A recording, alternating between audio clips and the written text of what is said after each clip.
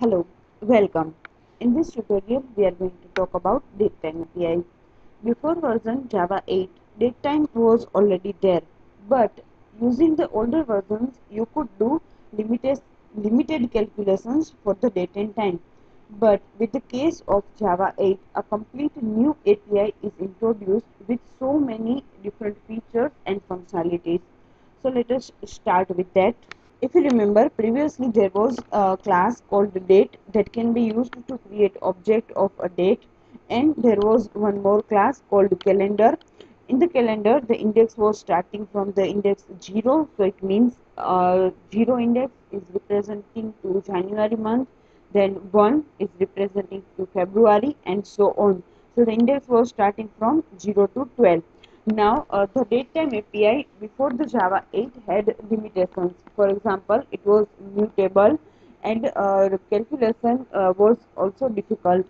To overcome all that limitations, a new date and time API came up. So let us start with that. The new date and time API, there is one concept called instant. Instant is nothing but a particular point on the whole timeline. You can imagine a timeline as a sequence of different points of time representing different instances. Instant in date and time API is having precision up to nanosecond. So let us create an object of instant. I am giving name start. In that I am taking current time using instant dot now. Now I have taken the current time in the start variable, and let's just print it out. Now after printing it out, I just wanted to spend some time. So for that purpose I am creating. I don't want to do any logic with the for loop. It is just to spend some time over there. Now I am creating one more instant called end, and in that once again I am taking current time using instant dot now, and once again I am printing it, and let us run this. So you can see the current time is having change in the nanosecond precision. It is not having much more change. Okay, let us make the loop with the higher value at least. So once again you can see there is a quite small change over there in the time. Now, as I already told you, the instant is a particular point on the whole timeline. The timeline ranges from the 1 billion year ago, coming up to 1 billion years. In that particular timeline, the whole global timeline, there is a specific point, and that point is represented using instant. Now there is one more topic called duration. Duration is nothing but the time between two particular instant. So let us find out the duration between this start instant and the end instant.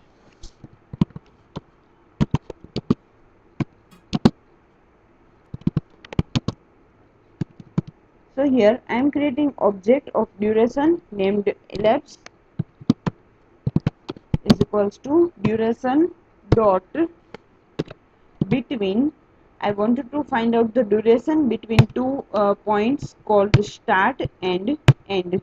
So it is going to find out the duration between 2 points. Duration can be converted to different time formats. Let's say I want to convert it to long. Millisecond is equals to elapse dot 2.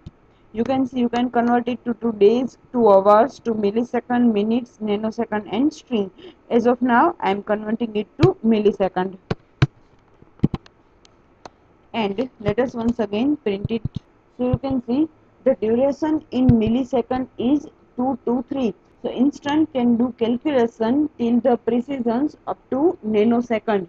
Now there is one more point called local date. Let's say if you don't want to go with nanosecond precision, you don't want to specify the whole time, you just want to specify a particular date. Let's say I was born on so and so date, or let's say I will be coming at so and so date. So for that particular example, creating a whole time is not that much relevant. So for that point, you can create a local date. I'm creating a local date object now,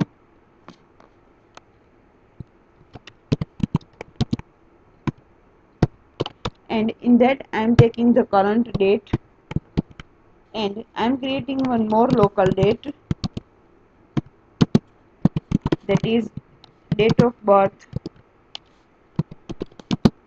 In that I wanted to give my date of birth, so I'm creating local date dot of, and I need to pass the year. Now I'm passing some random values, let's say 1900, month let's say 1, and day let's say 12, and I want to print both the values, and let us once again run it. So you can see two objects are created of local date and both of them are printed over here. Now what if I wanted to find out the time or find out the days between these two particular dates? For example, from the date of birth to the today's date. Okay, let us create some interesting date of birth. Instead of I'm making it 2001 over here.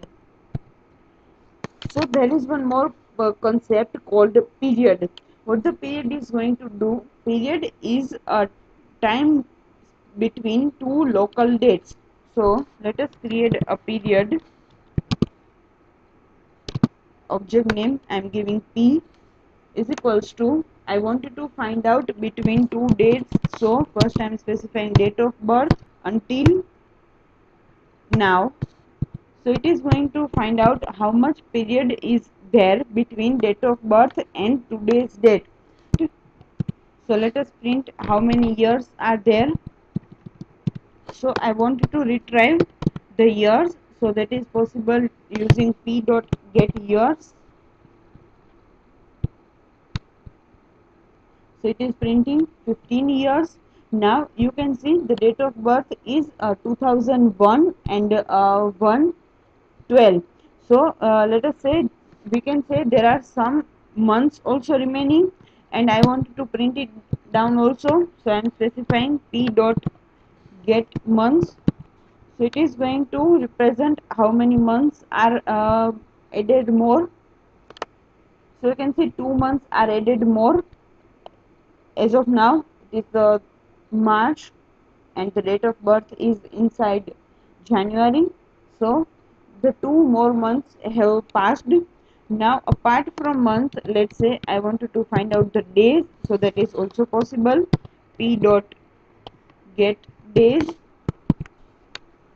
and once again run it.